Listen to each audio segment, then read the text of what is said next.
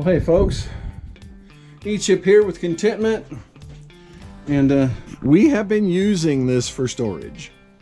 And we just, this has been our catch-all. We just throw crap in here when we don't, when we're too lazy to find a better place to put it. And as you can see, it's a shell. It's gutted. And that's fine with me because we didn't like it. I mean, the way these old things were, they had this old particle board and, thin plywood walls and stuff that just rots away over time. The floor, this part of the floor in the front of the trailer is okay, but the back, I think half or 2/3 of the flooring needs to be replaced. The nice thing about these trailers is that the frames were not built on top of the floor. They were actually attached to the steel frame underneath. So I don't have to, unhook the skin or the shell from the floor in order to get the floor out. So that's good. But yeah, so, we just got, today my project is getting this cleaned out. Now, we have already gone ahead and purchased, some things to put in here. That's, from a 70s vintage trailer, and it's brand new. I don't think it was ever used. So we got that for a song. We got a new small fridge, brand new. As you can see, we've got a tub back there. We also have sinks and everything else. So I found a deal. A lady was selling her property, and she had an old mobile home on there. And when I say old, I mean it was 50s. And what was nice about it was she had plumbing fixtures in there, bathtubs and sinks and stuff, that because it was an older, smaller mobile home, the size of the tub and sinks and stuff like that were smaller than normal. They weren't as small as what originally went into this trailer, like they weren't RV size, but they were small mobile home size, sort of a, not quite miniature, but sort of half size. And so I picked those up, I pulled them out and got them for a song. And so we'll put those in here. They'll be a little bit bigger than what was in here originally, but that's okay, because, it's all about comfort, at least for me. So we'll get that done. We've got some new skylight material and vents to put in here, and I don't know, just a bunch of stuff. So today I clean this out. So now that Buzz is no longer here, out of the way, I can use this space between the shouse and the container to roll that trailer back in here and, hopefully have a better situation to work on it. So we'll get that moved back here. All right, we got them hooked up to Rusty. Let's see how good a job we can do sliding them into that spot. So I haven't opened this box. It's been sitting here for, I don't know, a few years, a couple of years at least. I ordered this window and it's used. But, it's a replacement window for that one on the side. And it's been sitting in here waiting to be installed. And I just opened the box, first time since it arrived. And the glass is broken. 2 of these panes. This is what's called a jalousie or a louvered window. Let me see. No, I only have one pane that's broken. Fair enough, I can take it down to the glass shop, get it fixed. But at the same time, I'm getting that one fixed. And maybe while they're at it, they can put some smoke tinting on it, the same as the rest of these windows, so it'll match.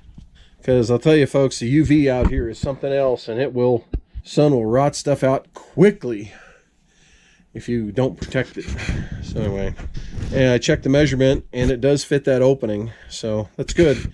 In a vintage trailer like this, you got to take what you can get. It's not identical.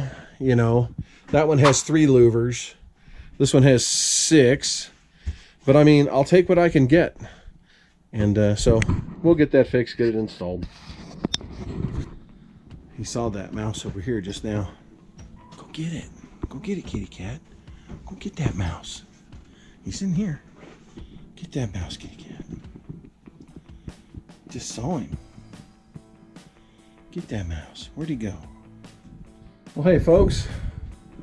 Say hello, Roscoe. Say hello, Reba. I'm here in the Silver Streak, tearing stuff out. We got the electrical torn out on this side, and we got to get to that side.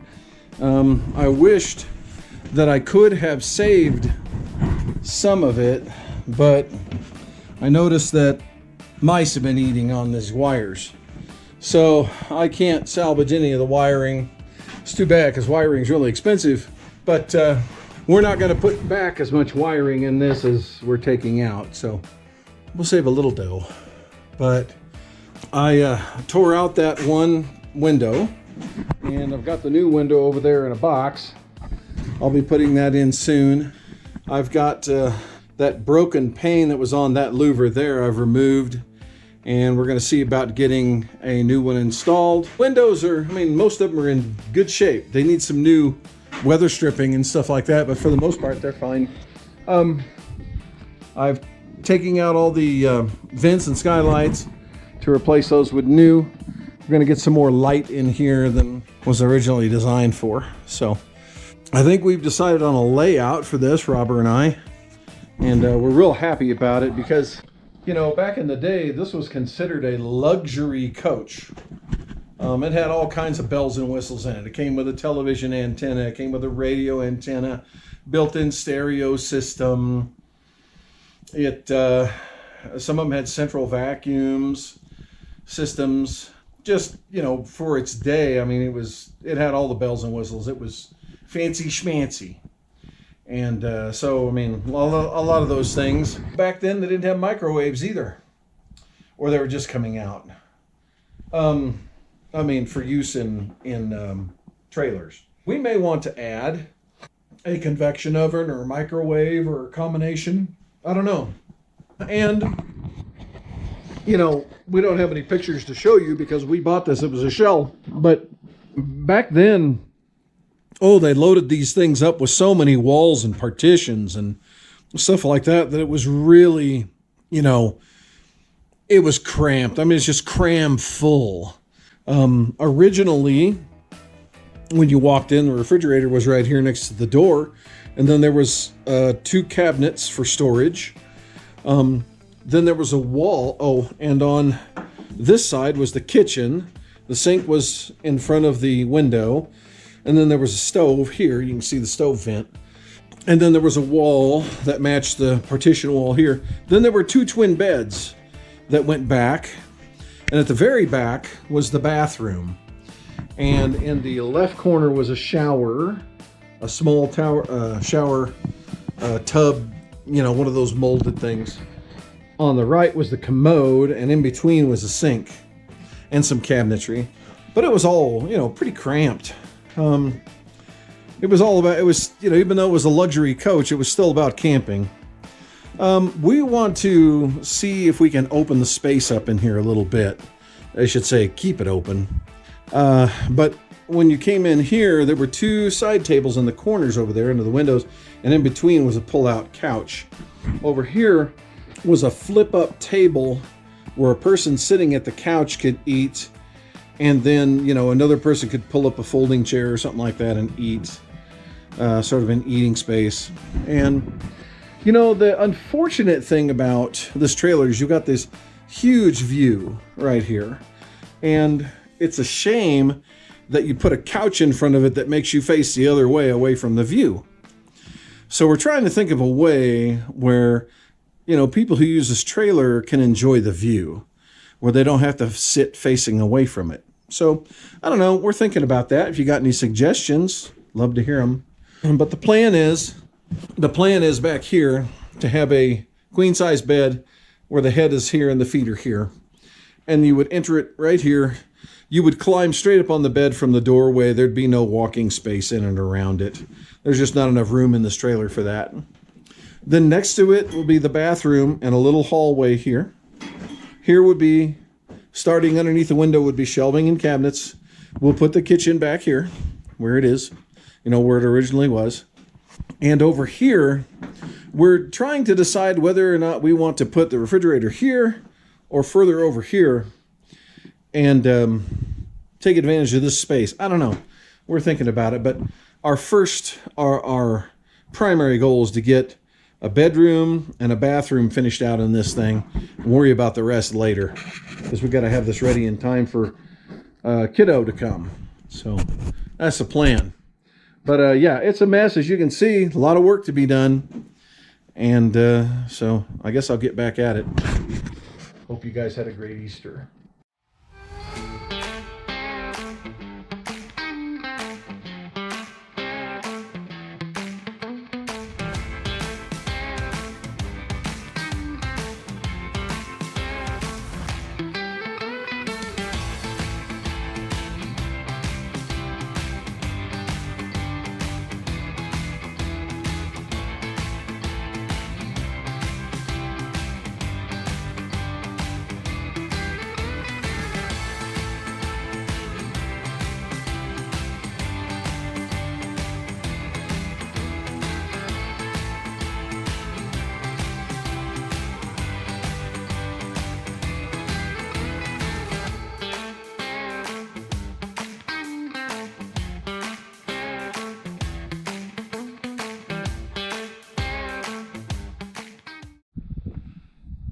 Well, hello everybody, Chip with Contentment again.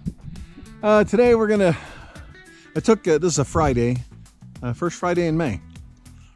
And we're going to take the day and do some work on this thing, see if we can move it along some. I gotta get this done before August, at least to a point where people can occupy it. It doesn't have to be finished totally, but got family coming to help in a few months. I got to get this done, and while the weather is too cool for me to use adhesives for the house or anything like that, then I can work on this because it's not too cool to work on this. So I don't know where it's at. You know, like I said, today is May 2nd, and you know, technically it's May here, but weather-wise, compared to probably where you're at, if you're in most of the continental 48, it is, you know, more like late February or early March here. So it's still pretty cool. Can't use adhesives yet. It's too cold outside, but it's not too cool to get out here and do some work on this thing. So my goal today, waiting on plexiglass to finish this, and this came in today, so I can I got that one pane fixed, so I can install that. But today the goal is to get this door fixed and get a new set of hinges on it and get that window installed. So this door is not original to this camper or this trailer. It's I don't know where it came from. I mean, it belongs on the same kind of trailer. It belongs on the trailer, but it's not the same door. I know that because this one has a hole for a deadbolt and the jamb does not.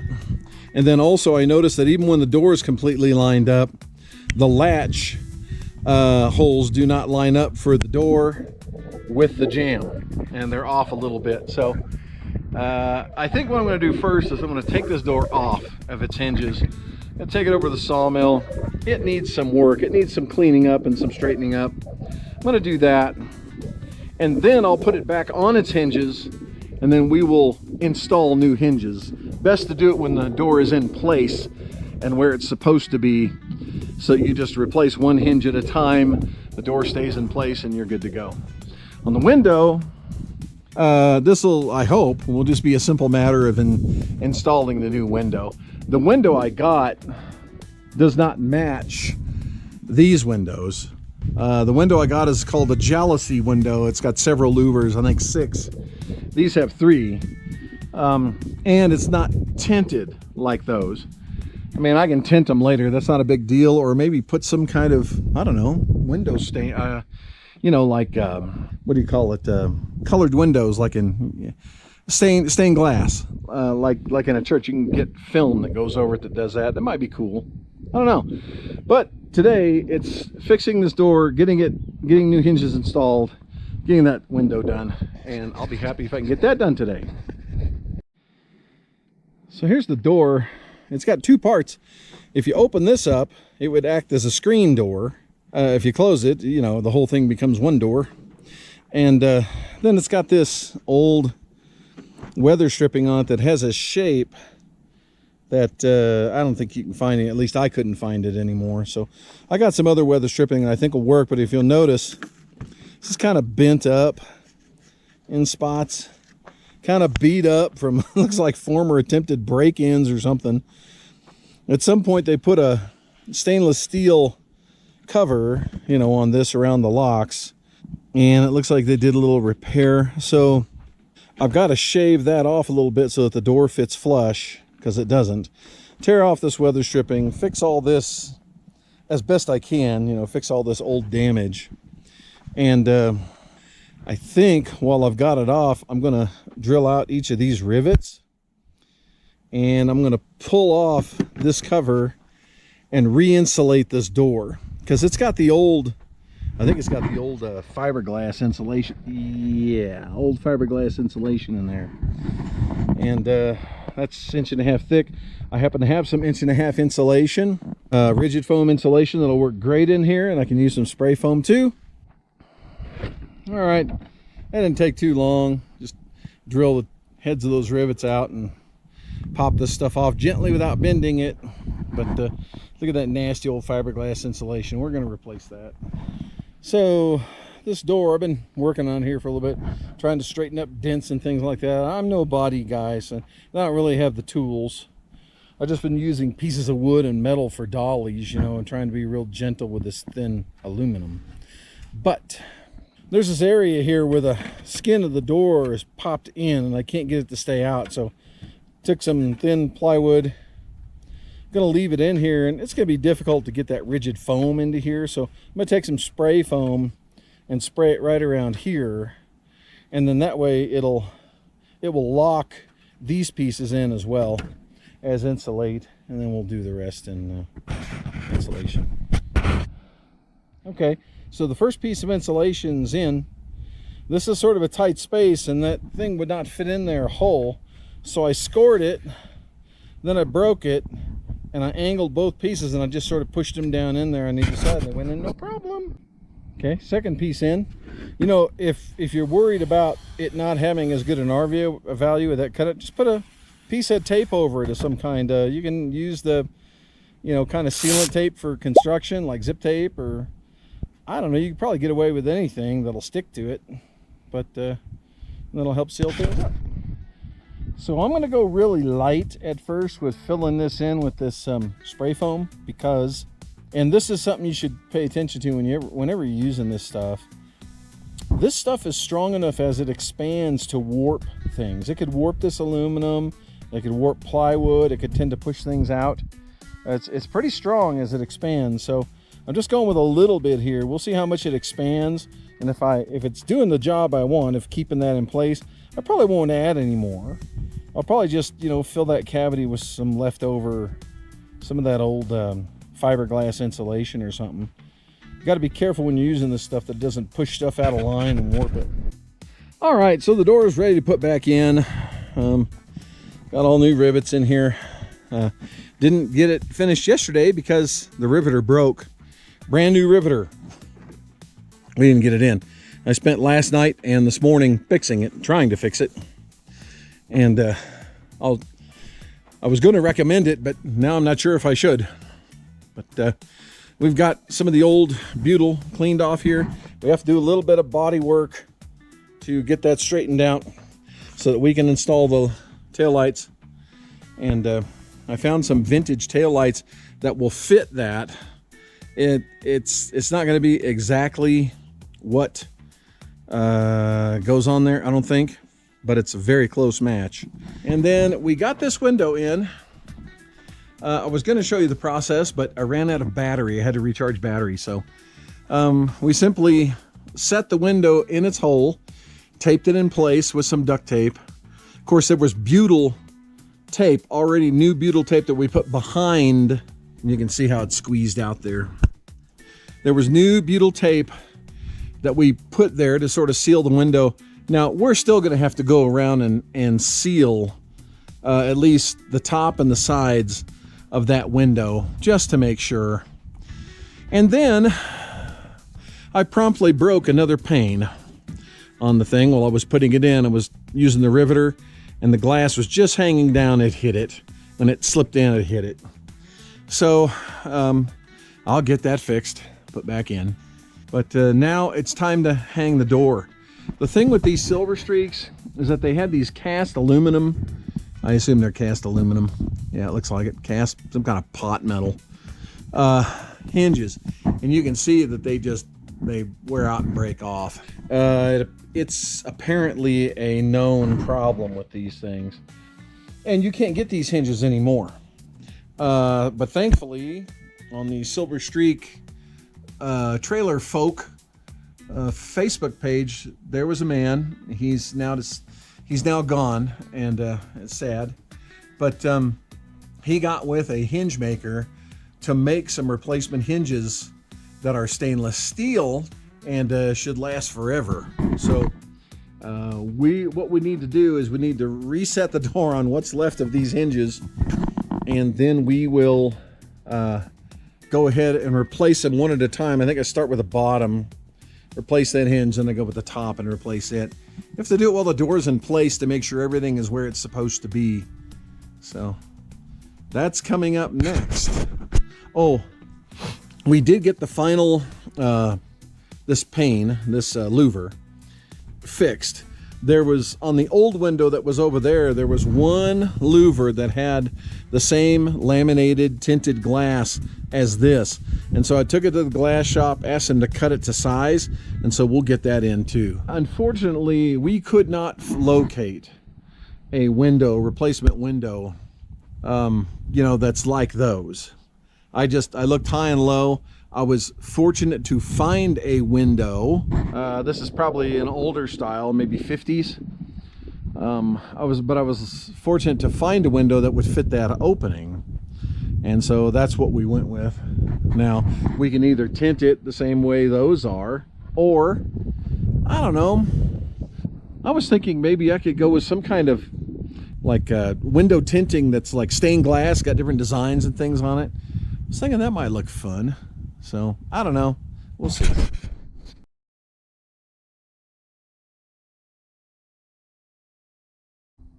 Okay, so the blue tape seems to be holding much better than the duct tape. So, we'll leave them both on there, though. We got the door taped up in place where we want it. And now we will remove the hinges. So, we'll do the bottom hinge first. We'll remove these 4. Then we'll swing this open, get the 6 that are behind it. And then we'll do these 8.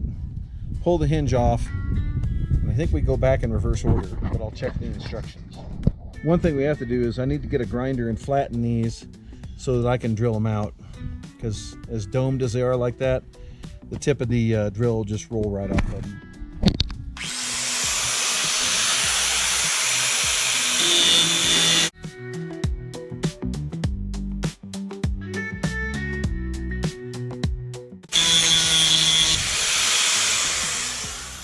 So the hinge kit comes with this, I think it's a 3/16 bit that's stepped on the end. I don't know if the camera shows it, but it's made for drilling into rivets.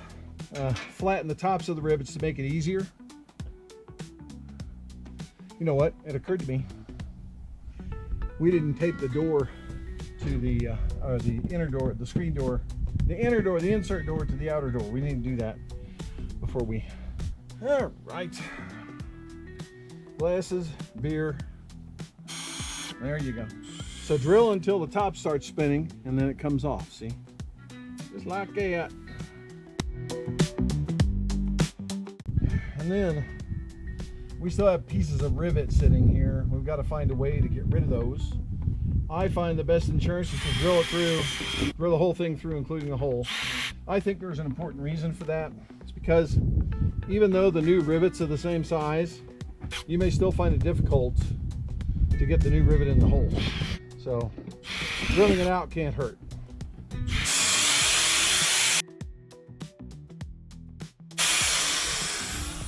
Just like that.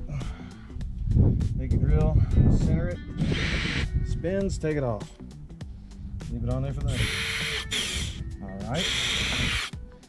See, I just drilled through. It's not a bad idea just to drill through your holes. Make sure you get everything out of there before you try to sink a new rivet in. It's not easy. Even after you've drilled out a hole, the rivets still don't want to, new rivets don't want to go in.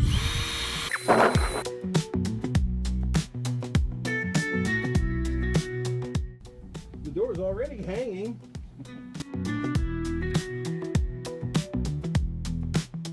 Not so easy with. There we go. Glad to see you go.